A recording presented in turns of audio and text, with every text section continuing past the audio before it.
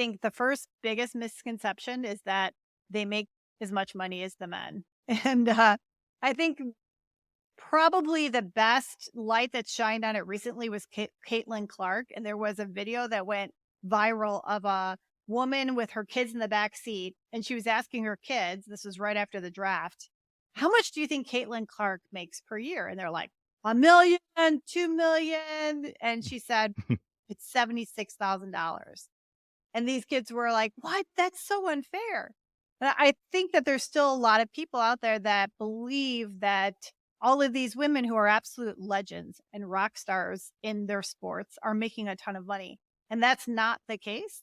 We still have this big funding gap between what the women make, what the men make, not just in salaries, but also in things like prize money. All of that is starting to come to light and it's become a much bigger conversation. And recently FIFA announced that the World Cup money, which was a huge gap difference between men and women, will be equalized by 2027, I think they said.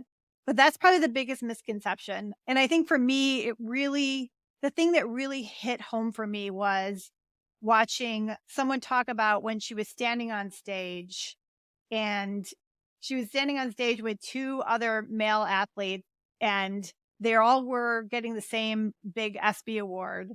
And they were talking about off stage about how they're spending their millions of dollars on what cars they were going to buy. And her reaction was, I just need to figure out how I'm going to get health insurance. So that I think is still one of the biggest challenges is general funding.